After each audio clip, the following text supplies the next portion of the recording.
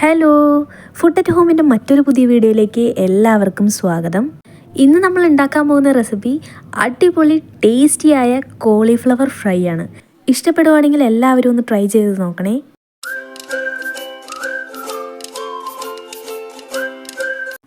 നമുക്ക് ആദ്യം ചെയ്യേണ്ടത് കോളിഫ്ലവർ ചെറിയ ചെറിയ പീസസ് ആയിട്ട് കട്ട് ചെയ്തെടുക്കുക. കോളിഫ്ലവർ കട്ട് ചെയ്യുന്ന സമയത്ത് ഒരുപാട് വലിയതാവാനും പാടില്ല, എന്നാൽ ഒരുപാട് കുഞ്ഞിതാവാനും പാടില്ല കേട്ടോ. ഒത്തിരി കുഞ്ഞിതായി പോയി കഴിഞ്ഞാൽ പൊടിഞ്ഞു പോവും. ഒത്തിരി വലുതായാലും ആ ഒരു ടേസ്റ്റ് കിട്ടില്ല. ഒരു മീഡിയം ലെവലിൽ കട്ട് ചെയ്തെടുക്കുക. നമ്മുടെ വീഡിയോയിൽ കാണിച്ചതുപോലെ ആ ഒരു ലെവലിൽ കട്ട് ചെയ്തെടുക്കുക കേട്ടോ. കട്ട് ചെയ്ത് വെച്ചേക്കുന്ന കോളിഫ്ലവർ ഏകദേശം ഒരു 1/2 കിലോൻ്റെ അടുത്ത് കാണും. മുഴുവനായിട്ടുള്ള ഒരു കോളിഫ്ലവറാണ് നമ്മളിപ്പോൾ ഈ ഫ്രൈ ചെയ്യാൻ വേണ്ടി എടുത്തിരിക്കുന്നത്. കട്ട് ചെയ്ത് വെച്ച കോളിഫ്ലവർ നമുക്കൊന്ന് ബോയിൽ ചെയ്തെടുക്കാം കേട്ടോ. അതിനായിട്ട് നമ്മളൊരു പാത്രത്തിൽ വെള്ളം ഒഴിച്ചു കൊടുത്ത് അത് നല്ല രീതിയിൽ തിളച്ച് വരണം. അതിനുശേഷം കട്ട് ചെയ്ത് വെച്ച കോളിഫ്ലവർ ഇടുക. അതിനുശേഷം കുറച്ച് മഞ്ഞൾപ്പൊടിയും കുറച്ച് ഉപ്പും കൂടിയും ചേർത്ത് നല്ല രീതിയിലൊന്ന് ഇളക്കി വയ്ക്കുക.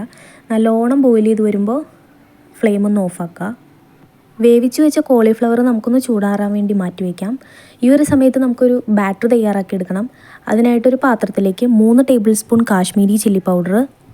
സാധാരണ മുളക് പൊടിയാണ് യൂസ് ചെയ്യുന്നതെങ്കിൽ 3 ടേബിൾ സ്പൂണിൻ്റെ ആവശ്യമില്ല കേട്ടോ, ഒത്തിരി എരിവായി പോവും.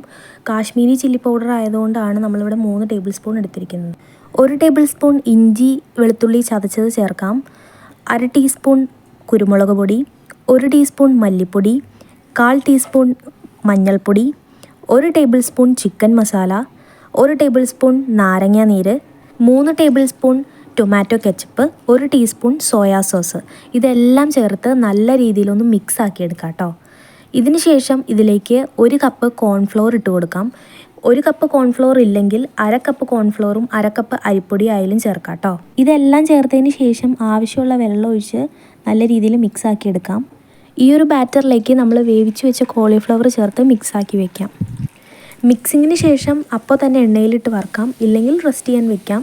ഒരു 1/2 മണിക്കൂറോളം റെസ്റ്റ് ചെയ്യാൻ വെച്ചാൽ അത്രയും നല്ലതായിരിക്കും. നല്ല രീതിയിൽ മസാലയൊക്കെ അതിൽ പിടിച്ചിട്ടുണ്ടാവും. ഇനി അത്രയും നേരം വെക്കാൻ പറ്റാത്തവരാണെങ്കിൽ ഒരു 15 മിനിറ്റ് നേരം വെച്ചാലും മതി.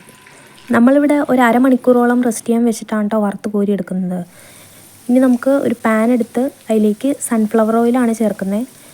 ഓയിൽ ചേർത്തേച്ചും നല്ല രീതിയിൽ തിളച്ച് വരുമ്പോൾ നമുക്ക് കുറേശ്ശെയായിട്ട് വറുത്ത് കോരി എടുക്കാം. കോളിഫ്ലവർ കട്ട് ചെയ്ത് വരുമ്പോൾ കുറച്ച് കൂടുതൽ പീസസ് ഉണ്ടാവും. വറക്കുന്ന സമയത്ത് 3-4 തവണയായിട്ടിട്ട് വറുത്ത് കോരിയെടുക്കുക. അല്ലെങ്കിൽ നമ്മൾ ഇടുന്ന സമയത്ത് മൊത്തം കൂടി ഇടുന്ന സമയത്ത് നല്ല രീതിയിൽ ഒട്ടിപ്പിടിക്കാൻ ചാൻസ് ഉണ്ട്.